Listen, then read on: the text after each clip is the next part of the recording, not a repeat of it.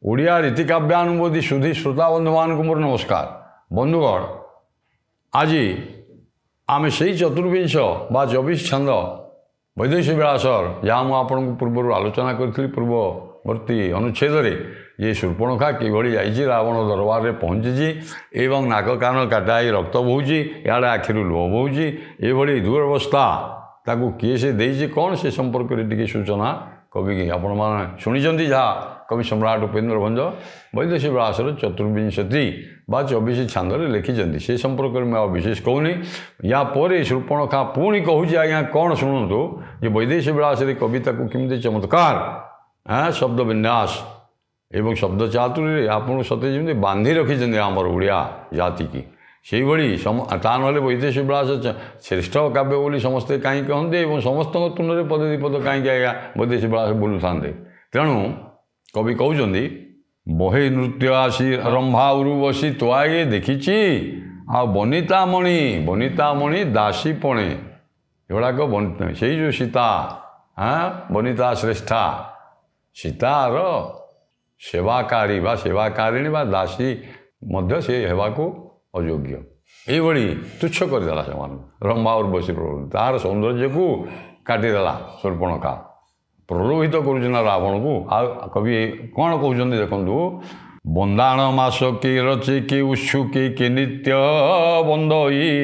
ବିହଗ ଆଳି ଦୁଇ କାଳେ ହୁଳ ହୁଳି ତହିଁ କି ଦେଇ। ଆରେ ବନ୍ଦାଣ ମାସ କି, ମୁଁ କହିଲି ଯେ ପୂର୍ଣ୍ଣମୀ ରାତିର ଚନ୍ଦ୍ର ଆକାଶରେ, ପୂର୍ଣ୍ଣମୀ ରାତିର ଚନ୍ଦ୍ର ସଦୃଶ ମୁଖ, ଓଷ୍ଠଟି ଆଜ୍ଞା ବାଳାର୍କ ବାଳ ସୂର୍ଯ୍ୟ ବା ଅରୁଣ ବର୍ଣ୍ଣର ସୂର୍ଯ୍ୟ, ଏହାଠାରୁ ବଢ଼ି ଅତ୍ୟନ୍ତ ସୌନ୍ଦର୍ଯ୍ୟ, ଆଉ ତା'ର ସୁଷମା। ସେଇଥିପାଇଁ ଏମାନେ ସବୁଦିନ ସମକକ୍ଷ ହେବେନି ବୋଲି ସେମାନେ କ'ଣ କରୁଛନ୍ତି ନା, ଜଣେ ମାସେକେ ପୂର୍ଣ୍ଣମୀର ମାସକେରେ ଯାଇ ପୂର୍ଣ୍ଣମୀ ଆଜ୍ଞା ନାଇଁ କି 15 ଦିନ ଅମାବାସ୍ୟା ପୂର୍ଣ୍ଣମୀ ରାତିର ଗୋଟିଏ ଶୋଭା ସେମାନେ ଦେଖାଉଛନ୍ତି, ଆଉ ସୂର୍ଯ୍ୟ ପୂର୍ବାକାଶରେ ଆଉ ସେ ସକାଳେ ଦେଖାଉଛନ୍ତି, ଜଣେ ସନ୍ଧ୍ୟାରେ ଜଣେ ସକାଳେ, ଆଉ ଲୁଚି ଯାଉଛନ୍ତି। ତାପରେ ଦେଖନ୍ତୁ କେଡ଼େ ଚମତ୍କାର ବର୍ଣ୍ଣନା। ଆରେ ଚନ୍ଦ୍ର ତାଙ୍କର ସୌନ୍ଦର୍ଯ୍ୟ ଦେଖାଉଛନ୍ତି ମାସେକେ ଥରେ ସମକକ୍ଷ ହେବେ ବୋଲି, ଏବଂ ସୂର୍ଯ୍ୟ ମଧ୍ୟ ସକାଳେ ସନ୍ଧ୍ୟାରେ, ଆଉ ପକ୍ଷୀମାନେ ଦ୍ୱିଜଗଣ ସେମାନେ କ'ଣ କରୁଛନ୍ତି ନା ହୁଳହୁଳି ଦେଉଛନ୍ତି। ପୁଣି କବି କହୁଛନ୍ତି, ଆଉ ବଦଇ ଶଙ୍ଖ ନୋହିବା ହେବା ଯୋଖ ଏକାଳ ସୁରୁଚି, ବାସର ମୁଖୀ ସନ୍ଧ୍ୟାରେ ଭ୍ରମୀ ଦୁଃଖେ ଦେଖନ୍ତି। ସେ ଲୁଚିକିରି ୟାର ସୌନ୍ଦର୍ଯ୍ୟକୁ ଦେଖେ, କିଏ ବାସର ମୁଖ ଯେ ହେଉଛି ସକାଳ ଏବଂ କିଏ ହେଉଛି ସନ୍ଧ୍ୟାକାଳେ। ବାସର ମୁଖ କହିଲେ ଦିନ, ପୂର୍ବାକାଶରେ ସୂର୍ଯ୍ୟ ଏବଂ ସିଆଡ଼େ ସନ୍ଧ୍ୟା ସମୟରେ ଚନ୍ଦ୍ର। ସମକକ୍ଷ ହେବେନି ବୋଲି, ନୋହିବା ଯୋଖ ହେବେନି ବୋଲି ୟାର ସୌନ୍ଦର୍ଯ୍ୟକୁ, ସୁରୁଚି ବା ସୌନ୍ଦର୍ଯ୍ୟ ଶୋଭାକୁ କିଏ ଲୁଚିକିରି ସେମାନେ ପୂର୍ବାକାଶରେ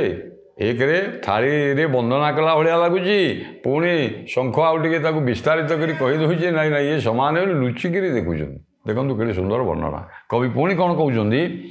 ବିଭୂଷା ସୁବର୍ଣ୍ଣ ଜି ସହସ୍ରବାନ, ପିଞ୍ଜର ପରୀରେ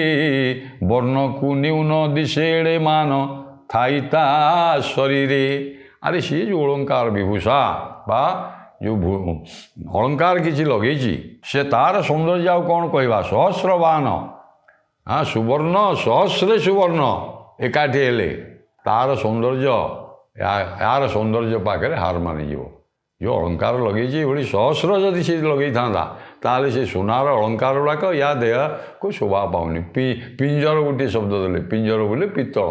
ଏଇଟା ପିତ୍ତଳ ପରି ସେ ସୁନା ଅଳଙ୍କାର ଯେଉଁଗୁଡ଼ା ଲଗେଇଛି, ଏଗୁଡ଼ା ତା ଦେହକୁ ବାହନ ବା ତେଜିଆନ ନ ଦେଖାଯାଏ, ଏଇଟା ପିତ୍ତଳ ପରି ଦେଖାଯାଉଛି।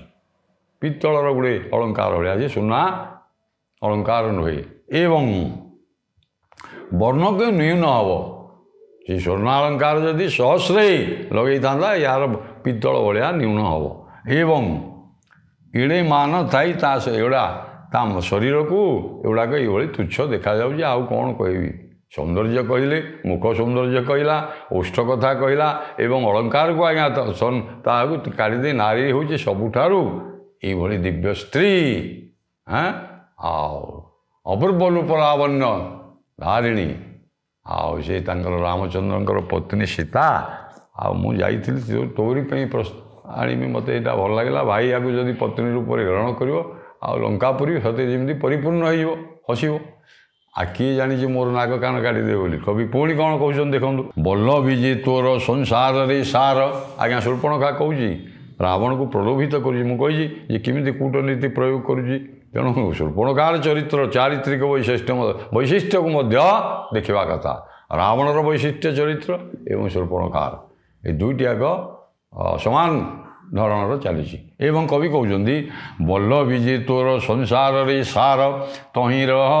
मध्यरे बड़ सुंदरी बोलाई मंदोदरी कहीं अरे बल्लभी जे तोर संसार रे सार तोर बल्लभी जो राणी मैंने गोटे राणी नुह बल्लभी जे तोर संसार रे सार तोर जो राणी मैंने अच्छा सार संसार श्रेष्ठ बाछी बाछिक घरे आणिक रखीचु तू पत्नी रूप एवं तहिर मध्यरे से जिते राणी अच्छा मध्य हूँ मंदोदरी हूँ श्रेष्ठा एवं बड़ सुंदरी बोलाई मंदोदरी कहीं विचारे अरे बड़ ये राणी मान मध्य जिते राणी अच्छा सांगे मध्य श्रेष्ठा जे मंदोदरी एवं कहीं नाटा मंदोदरी होइले विचार करुँची अरे ता ना मंदोदरी कहीं मंद शब्द दिखाई ना रावणर स्त्री हूँ आम कहे मंदोदरी अन्य स्त्री मान राणी जी रखी कथा किए आज्ञा कहूँ कि ना तेणु रावणर स्त्री कहले मंदोदरी आ ता नाटा मंद कहीं सी पे सबू राणी मान मध्य श्रेष्ठा आकु मंद शब्दटा क्या दिखाई एवं मु विचारुची कहीं ना कि सुंदर भाव में भंज वर्णना कर देखु विध्वंसी है से संशय रभसी तार दर्शने विधाता छंद रखी नामे मंद यार जतने अरे जो विधाता जो मंदोदरी टी गढ़ी कहीं मंद शब्दटा ना याठू बड़ी आहरी सुंदरी रामचंद्र पत्नी दशरथंकर जे पुत्र आसी वनचारी होती बनौका तर स्त्री सुंदरी तेणु आखि आगे जिते मंदोदरी की गढ़ी विधाता से कथाटा मन में रखिकी तो स्त्री मंदोदरी सुंदरी हेले मंद शब्दटे बसई मोर से संशय अरे मंदोदरी कहीं नाटे होली बेले बेले भावुली आ सीता को जार रामचंद्र पत्नी को जो मुझे देखीदेली मोर समस्त संशय विध्वंसी समस्त संदेह मोर दूर हो गला आ विध्वंसी है से संशय रभसे शीघ्र जे शीघ्र ताकू चाहूँ चाहूँ एवं ताहार दर्शने से सीता को देखा मात्रे मोर तो ना तो स्त्री ना हूँ मंदोदरी मंद शब्द कहीं दिखाई मुझे बोधे अनुमान कली विधाता जानी जानिक मंद शब्दटे बसई अर्थात तो सीता ठारू तो स्त्री हूँ उणा मंद कवि पुणी कहते बर देवर को मारी मु ताहाकू आणती तो पाई विकृत रूपे जाऊ तांक समीपे ए दंड से देई देखो ये कथा कहला कहीकि पुणी रावणर मन को परिवर्तन करने एवं सीता प्रति सीता माता प्रति प्रलोभित करने केमी कथा शूर्पणखा कहूँ तेणु से देवर को बर देवर तार बर जे रामचंद्र एवं देवर जे दियर हाँ लक्ष्मण ये बर रामचंद्र एवं लक्ष्मण ये दी भाई को मारिकी आओ मुझे आणती तो पे आणती तू ताको पत्नी रूप ये राजराणी रूप से अलंकार रखी बड़ शोभा पाई था या बोली मुझे विचार करते पहुँची देख मत केमी अवस्था कर विकृत रूपे जाऊ राक्षसी रूप विकृत बोले तार विकृत रूप करके मुझे ये दंड से आ विकृत शब्द अर्थात निजर रूप से राक्षसी किंतु विकृत बोले सुंदरी नारी हेरिकी मध्य राक्षसी होकर दुईटा गोटे अर्थ विकृत शब्द कहले दुईटा आग बुझेब गोटे राक्षसी शब्द बुझे सुंदरी नारी मायाविनी नारी होकर बुझेब एवं कवि आउ कौन कहते देखु विक्रमी लोकने त्रिशिर दूषणे सबले खरही बिरची समर गले जमपुर अइली मु कही सी मुझे जाइए मोर ग्रहण कले युद्ध हाँ राक्षसी रूप मुझे डरइली विकृत रूप से राक्षसी रूप से मुझे डरइली प्रथम सीना दिव्य नारी बोली देख मायाविनी सी जानीगले हाँ ना कि सी जानीगले यारीटा कौन सी गोटे मायाविनी नारी ये कौन सी सुंदरी स्त्री नुहे यहाँ निश्चय गोटे राक्षसी लक्ष्मण को कहले सेमती श्लेषरे बाबू नाक सिरी दान योग्य जोशाक हे विक्रमी लोकने ଲୋକମାନେ ସେମାନଙ୍କୁ ଦେଖିବା ପରେ ଖର ଦୂଷଣ ତ୍ରିଶିର ତୋର ଯେ ବଡ଼ ବଡ଼ ମହାରଥୀ କହୁଥିଲୁ ସେନାପତି ମନ୍ତ୍ରୀ ଇତ୍ୟାଦି ସେମାନେ ପ୍ରଥମେ ତାଙ୍କୁ ମାରିଛି ଏବଂ ବିରଚି ସମର ଯୁଦ୍ଧ କରିଛନ୍ତି ସେମାନେ କିନ୍ତୁ ଯୁଦ୍ଧରେ ପରାସ୍ତ କରିଦେଇଛନ୍ତି ରାମ ଲକ୍ଷ୍ମଣ ଦି ଭାଇ ଏବଂ ବିରଚି ସମର ଗଲେ ଯମପୁର ମାତ୍ର ମୋର ଭାଗ୍ୟ ବଳରୁ ଆଉ ମୁଁ ପଳେଇ ଆସିଛି ତୋ ଆଗରେ ଏ କଥା କହୁଛି ନାକ କାନ କାଟି ଦେଇଛନ୍ତି ସିନା ମୋର ଭାଗ୍ୟ ଭଲ ଯେ ମୁଁ ଆଉ ଯମପୁରକୁ ଯାଇନି ତୋ ଆଗରେ ଆସି ଏ କଥା ସବୁ କହୁଛି ବଳିଷ୍ଠ ଶ୍ରେଷ୍ଠ ଗରିଷ୍ଠ ମାନ ଯିବି ଉଦ୍ଧରି ପାରିବ ବାରିଧି ଜୀବନେ ଜୀବନ ତେଜିବା ତେବେ ମୋ ନୋହିବ ଏବଂ ଏ କଥାକୁ ସମାପ୍ତ କରିବା ପାଇଁ ରାବଣକୁ ମନରେ ଏଇଭଳି କପଟତା ବା ତା ପ୍ରତି ପ୍ରଲୋଭିତ ସୀତାଙ୍କ ପ୍ରତି କରେଇ ଦେଇକରି ତାପରେ ଭଉଣୀ ଶୂର୍ପଣଖା ପୁଣି କହୁଛି ବଳିଷ୍ଠ ଶ୍ରେଷ୍ଠ ଗରିଷ୍ଠ ମାନ ବଳିଷ୍ଠ ରେ ବଳିଷ୍ଠ ରାବଣ ତୁ ତ ବଡ଼ ବୀର କହୁଛୁ ମୋର ଗରିଷ୍ଠ ମାନକୁ ଯଦି ରକ୍ଷା କରିବୁ ରେ ବଳିଷ୍ଠ ଭାଇ ରାବଣ ତାହେଲେ ଆଉ ଉଦ୍ଧାରି ପାରିବ ଏଇ ଯେଉଁ ମୋର ଦୁଃଖ ବା ମୋର ଯେଉଁ ଦୁର୍ଦ୍ଦଶା ଅବସ୍ଥା ଘଟିଛି ଆଉ ଦୁରବସ୍ଥା ଘଟିଛି ତାକୁ ଯଦି ଉଦ୍ଧାରି ପାରିବୁ ତାହେଲେ ଦେଖେ ଏତିକି ଅନ୍ତତଃ ହେବ ଯେ ବାରିଧି ଜୀବନେ ଜୀବନ ତେଜିବା ବାରିଧି ଜୀବନ ବାରିଧି ବୋଲେ ସମୁଦ୍ର ଜଳରେ ମୁଁ ଆତ୍ମହତ୍ୟା କରିବି ବାରିଧି ଜୀବନ ବୋଲେ ଜଳ ବାରିଧି ଜଳରେ ଅର୍ଥାତ୍ ସମୁଦ୍ର ଜଳରେ ଜୀବନ ହାରିବା ବୁଡ଼ିକିରି ମରିବି ବା ଆତ୍ମହତ୍ୟା କରିବା ଚିନ୍ତା ମୁଁ ଯେଉଁ କରିଛି ଏଇଟା ଆଉ ନୋହିବ ଅର୍ଥାତ୍ ମୁଁ ବଞ୍ଚିଯିବି ଅନ୍ତତଃ ଯେଉଁ ମୁଁ ଭାବିଥିଲି ସମୁଦ୍ର ଜଳରେ ଏ ଜୀବନକୁ ହାରିଦେବି ଆଉ ସେଇଟା ଅନ୍ତତଃ ହେବନି ଆଉ କ'ଣ ମୁଁ ବଞ୍ଚିଯିବି ଆତ୍ମହତ୍ୟାରୁ ନିବୃତ୍ତ ହେଇଯିବି ତୁ ଯଦି ଏତିକି କରିପାରିବୁ ବାରିଧି ଜୀବନେ ଜୀବନ ତେଜିବା ତ୍ୟାଗ କରିବା ତେବେ ମୋର ନୋହିବ ମୁଁ ଆଉ ଜୀବନ ତ୍ୟାଗ କରିବିନି ନାଇଁ ବାରିଧି ଜଳରେ ମୋ ଜୀବନକୁ ବିସର୍ଜନ କରିବିନି ଅର୍ଥାତ୍ ମୁଁ ଆଉ ଆତ୍ମହତ୍ୟା କରିବାରୁ ନିବୃତ୍ତ ହେଇଯିବି ରେ ବଳିଷ୍ଠ ରେ ବୀର ରାବଣ ମୋ ଭାଇ ଏତିକି ଜାଣେ ଶ୍ରବଣ କରି କହେ ହେବ ସେ ଜାନକୀ ବିଶ୍ୱ ପ୍ରପଞ୍ଚରେ ଏଡ଼େ ସୁସଞ୍ଚରୀ ସୌନ୍ଦର୍ଯ୍ୟ ଆନକୀ ଗୋଟିଏ ପଦରେ ତାକୁ ଦେଖନ୍ତୁ କେଡ଼େ ସୁନ୍ଦର କବି ସମ୍ରାଟ ନା ଭାଷା ଶବ୍ଦ ବିନ୍ୟାସ ଚାତୁର୍ଯ୍ୟ ବର୍ଣ୍ଣନା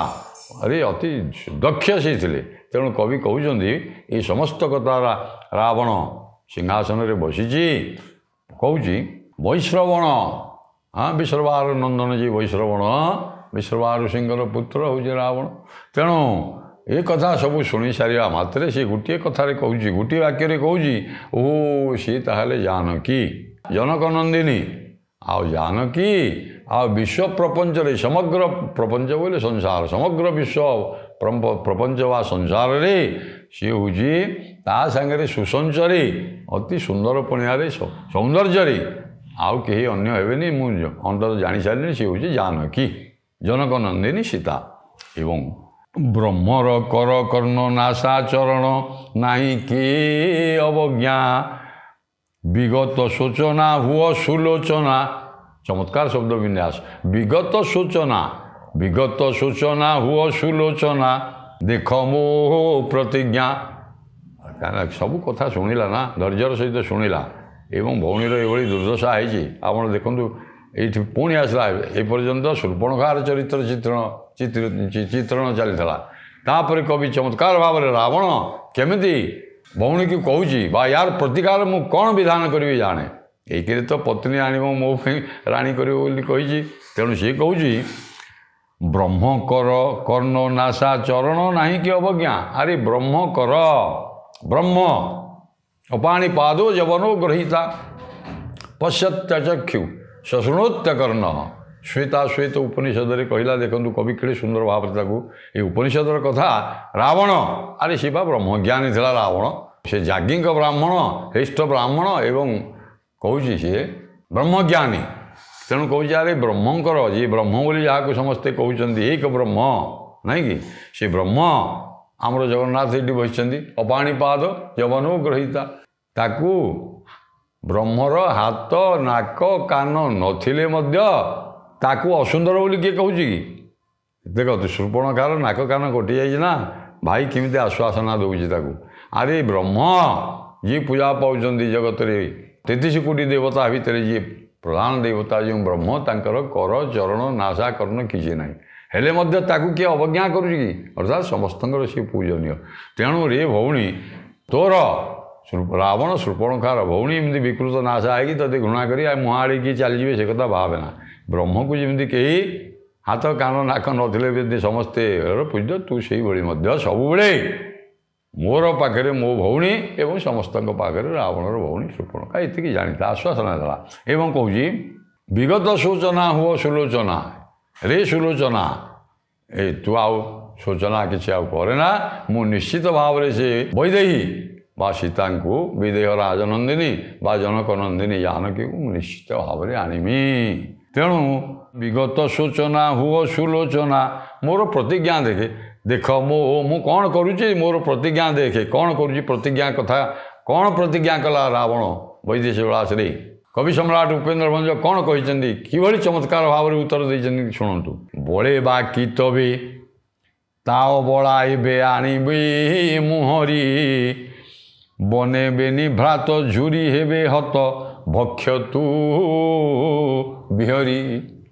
रे शूर्पणखा विगत सूचना आउ तो आउ ये विषय ये सूचना करे ना अवश्य मु तार प्रतिकार विधान करी मोर प्रतिज्ञा कि कठोर प्रतिज्ञा मोर प्रतिज्ञा केड़े कठोर हाँ तू वर्तमान अनुमान करे ये मु बड़े कले बड़े कौशले ताको आनिबी कितब बोले कपटता बड़ प्रयोग करी आनिबे नले कितब बा कपट माया प्रयोग करी माया बड़े मध्य आनीपारि कितब कपटे आनिबे नले बड़ प्रयोग करी आनिबी जिमिति हेले मध्य बड़े बा कितबे ता बड़ा को मु एबे आनिबी आउ खाली आनिबेनी बने बेनी भ्रात झुरी हेबे ए बणरे से दी भाई ताकू झुरी झुरिकी आ मुझे ताकू अपहरण करके नहीं आसबि हेड़ा बण आग बुली बुली बुली बुली शेष मरबे एवं तू ताकू भक्षिबू सी केड़े सुंदर कथा तू ताकू भक्षण करू ताले तो क्रोध शांत हम एवं तो इच्छा मध्य पूर्ण हम मुझे अपहरण कर आनी राणी करी तेणु तोर उभय दिगरु तोर इच्छा पूर्ण हम कवि आउ कौन कहते देखु विरस शुणी सकल राणी श्रेणी दुर्भाग्य शंकारे विधवा हेबार दरी मंदोदरी वचन उच्चारे यापर जो रावण आज्ञा दरबार भंग कर घर को जो जा राणी मैंने शुणिले अरे रावण से आउ गोटे स्त्री आण कौन एमती कथा कौन भौणी शूर्पणखा नणंद ताकर ना तांकर कौन नाशाकरण छेदन हो जाती कौन प्रतिज्ञा कला कुआड़े जाइए गोटे धरिकी एमती आण कौन राम मंदोदरी अंततः जानी ना अरे रामचंद्र किए से आज्ञा मंदोदरी भल भाव में जानी रावणर स्त्री ना सी साधारण नारी कि सी तेणु सी भी जानी जहाँ को मारे ये जाऊँगी कपटता अवलंबन कर माया धरिकी पलि आस जानूची ये आउ युद्धरू फेरबनी ये निश्चय मर वंश मरीज ये कथा मंदोदरी जानी तेणु कवि ताकू श्लेषरे अति चमत्कार भाव में मंदोदरीर कथारे बा मंदोदरी चरित्र रे ताकू कवि वर्णना कर देखूँ केमी विरस शुणी सकल राणी श्रेणी लंकापुर रे मंदोदरी सहित अन्य राणी मैंने समस्ते आज्ञा विरस बदन समस्त कार एक शुणिकी कहीं भल विरस समस्ते दुख दुखित एवं आउ कौन है ना दुर्भाग्य शंकारे कहीं ना दुर्भाग्य शंकारे निश्चय आमर लंका को आसी दुर्भाग्य पड़ा आम आम उपर आम निश्चय विधवा हवा ये रावण जो प्रतिज्ञा करी शूर्पणखा कथार जाऊँगी आज्ञा ये निश्चय मृत्यु मुखरे पड़ो आम समस्त राणी विधवा हवा विधवा दरी मंदोदरी दरी माने भय दर शब्द को दरी बोली लिखाई मंदोदरी अच्छी ना तेणु से पूर्व शब्दटा दर नई दरी हो वचन उच्चारे मंदोदरी कहूँ बाड़े स्वलेखन श्लोके अवधान होची कहीं अरे निज हाथ में तू बाड़े हे स्वामी प्रभु हे लंकेश आ बाड़े तुम्हें जो कथा श्लोक गुड़िक श्लोकाकार लिखिच आज्ञा देखो बाड़े कौन लिखाई नार्यास्तु पूज्यंते है तेणु नारी को पूजा कर सी बधयोग्य नुहे ब्राह्मण को पूजा कर गो ब्राह्मण हिताय इत्यादि बाड़े स्वलेखने श्लोके अवधान कौच अवधान टी विचार करे बारिकी बारी जाक्षी अनुकूल रे बोइला तहींकी हरी बारिकी बारी जाक्षी अनुकूल रे गोटे श्लेषा श्लेष शब्द कवितार रावण मुखरे मंदोदरी को उत्तर देते अति चमत्कार वर्णना है आज्ञा देखूँ तांकर असाधारण कवित्व शक्ति किभली थिला शब्द पांडित्य शब्द विन्यास एवं तार प्रयोग अरे बारिकी बारीजाखी रे बारीजाखी हाँ आओ बारीजी पद्म पद्माखी अर्थात रे पंकजाखी मंदोदरी तू मते बारण करुचु मु युद्ध को युद्ध यात्रा अनुकूल कले तू सीना मते वीर वेश सजेदेबू आकू बारण करुचु कौन मते बारी शब्द अर्थात बारण रे बारीजाखी तू मु अनुकूल करी गला बेले हाँ जो प्रतिज्ञा करी भौणीर कौन प्रतिकार विधान करी तू मु अनुकूल करी गला बेले तू मते बारण करुचु हाँ बोईला तो ही ये कथा रावण गोटे शब्द श्लेष आज्ञा अति चमत्कार भाव में कही आज्ञा यही आपण मैंने जानवे जे जो 24 छंदे हाँ शूर्पणखार नासाकर्ण छेदन होती किभली जाइए शूर्पणखार चरित्र रावणर चरित्र एवं मंदोदरी गोटे वाक्य हेले मध्य केड़े सुंदर भाव में शब्द विन्यास करी तीनोटी चरित्र चारित्रिक वैशिष्ट्य प्रतिपादन कर वैदेश विलास से वैदेश विलास हूँ श्रेष्ठ काव्य परवर्ती पर्यायर कौन घटना है आलोचना करवा नमस्कार।